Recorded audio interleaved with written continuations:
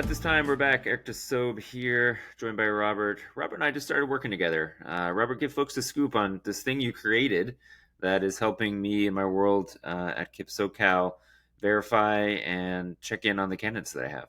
Yeah, absolutely. First of all, it's a pleasure to be on the show. Thank you for having me, Eric. Big fan of the show. But I'm the founder and CEO of EdPursuit. We help charter schools and districts hire with confidence. Specifically, we support the automation of AB 2534 verifications, which is a law in California that requires any LEA, local education agency, to conduct reference checks on every previous employer of a certificated candidate. And I think what's impressive to us is you saw a kind of need or a niche in the marketplace, and you made and built something. Where did the kind of coding, creative skills all come together for something like this? Yeah, so I started another company several years back called Jobski, and I had an idea, but I didn't know how to code, and so I just went on this journey of learning how to code. I also worked for an HR tech startup called TripleByte. They're no longer around, and we helped companies hire software developers. And so software engineering was just in the space that I was in at the time, and so went on a journey to learn how to code, and now with technology and AI you can really supercharge your learning and the pace at which you're able to learn and build significant tools for folks out there. I think when we talk about the recruitment world, oftentimes we're talking about candidates and interviews and applications. But for recruiters, we are constantly getting bombarded with platforms and things and stuff and add-ons and integrations. For you trying to compete in that market where there's so many things in my inbox and you're trying to get people's attention, like how do you try to get through the clutter? How do you try to catch people's eyes so they at least start a conversation with you? Yeah, sales is hard. Sales is very hard, and even today, it's hard to get through the noise of the inbox. So prior to starting Ed Pursuit, I actually worked for a nonprofit called CCSA. It's the Charter School Association for California. Was doing advocacy work there, not related to tech. But during my time there, I was able to build some relationships with some executive directors for a handful of charter schools here in the Bay Area. And it was there where I learned just about how they approached recruiting for their schools and some of the challenges. And so for starting Ed Pursuit, I actually leveraged some of those relationships to build the MVP and to build an initial product, get some feedback, and then from there, been primarily relying on referrals, so customers using it, and then spreading the word amongst other HR and talent professionals in our space, and then also doing some cold outreach as well. But that's a little harder than getting a warm introduction. Yeah, when you have a small company that you have right now, obviously, hopefully getting bigger and bigger week to week and month to month, how do you try to anticipate where things are going? Because as you mentioned at the beginning, this is a state law. I Yeah. imagine it will be around for a while, but also you never know with state laws. Someone could pass something next year that completely undoes this thing, and now you need a Yeah. new thing. How do Yeah. you think through some of the longer term growth things, or how do you try to stay nimble, knowing things can change pretty quickly?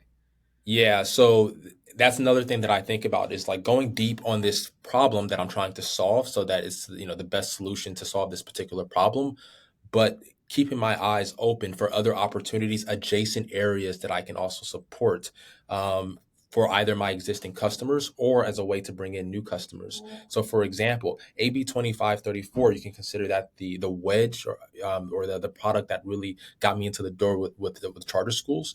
But now I'm building tools like professional reference checks and bringing the latest technology of AI into that kind of process because a lot of charter schools are just sending a Google form or they're spending a lot of time calling. And so bringing intelligence into automation for professional reference checks.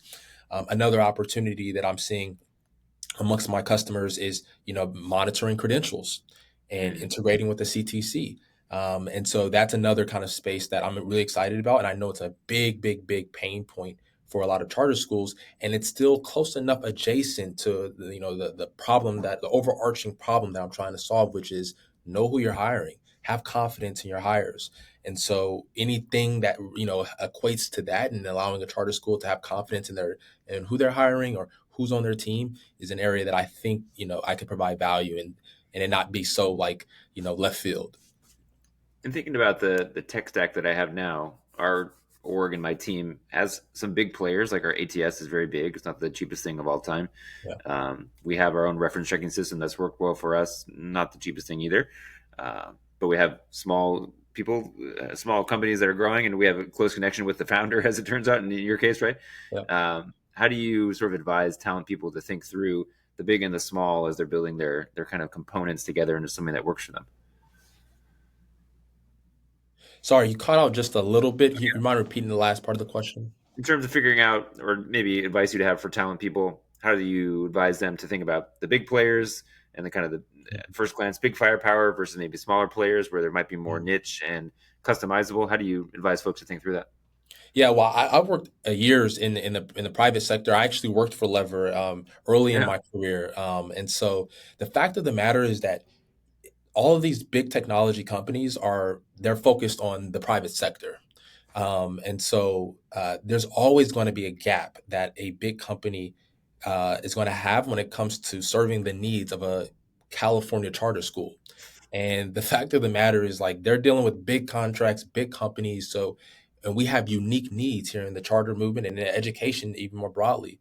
And so, um, that serves as an opportunity, being a smaller startup, being focused only on California schools, it allows me to build a product that's unique and serves to the needs of schools here in California.